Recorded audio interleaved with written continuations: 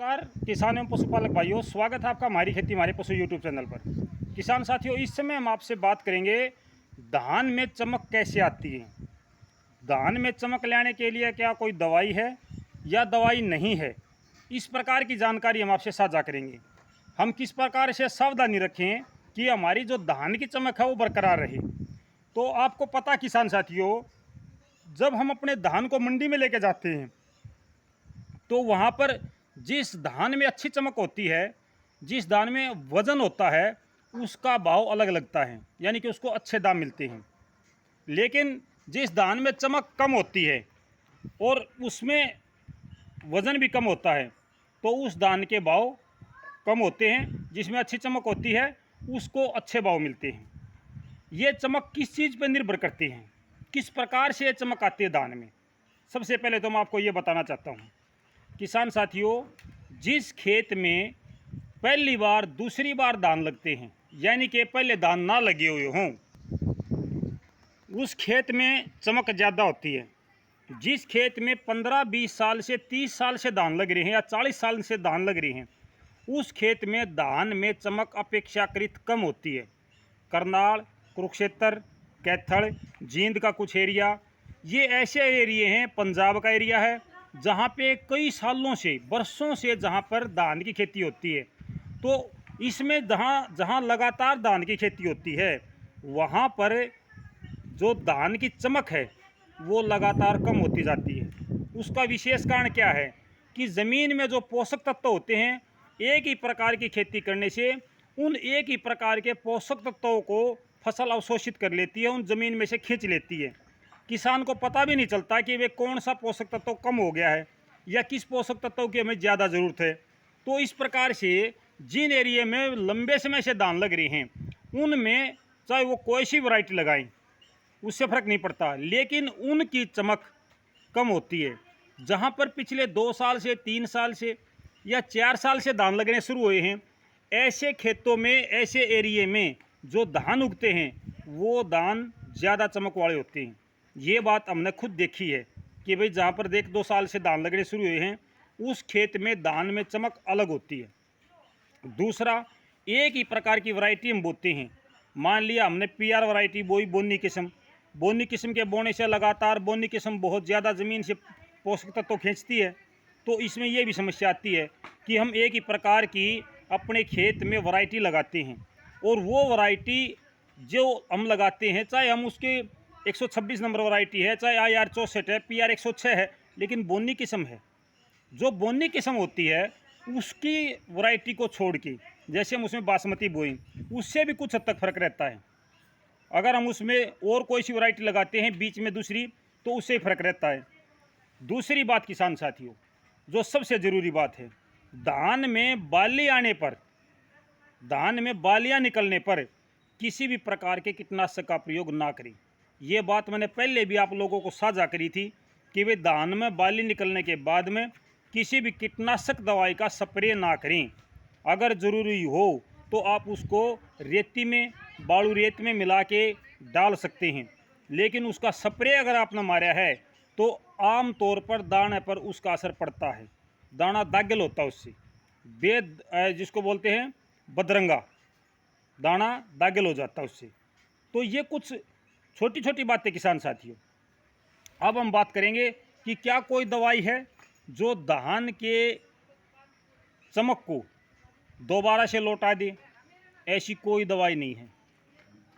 आम तौर पर जो दुकान वाले देते हैं, भाई ये चमक की दवाई है, वो वास्तव में चमक की दवाई नहीं होती है।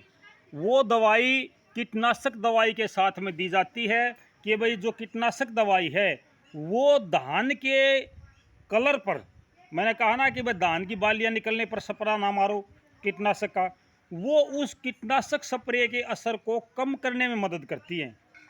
कोई भी काला रंग का आदमी है और उसको गोरा होने की दवाई भाई आज तक नहीं बनी है, गोरा हो जाए ऐसी दवाई आज तक नहीं बनी है किसान साथियों।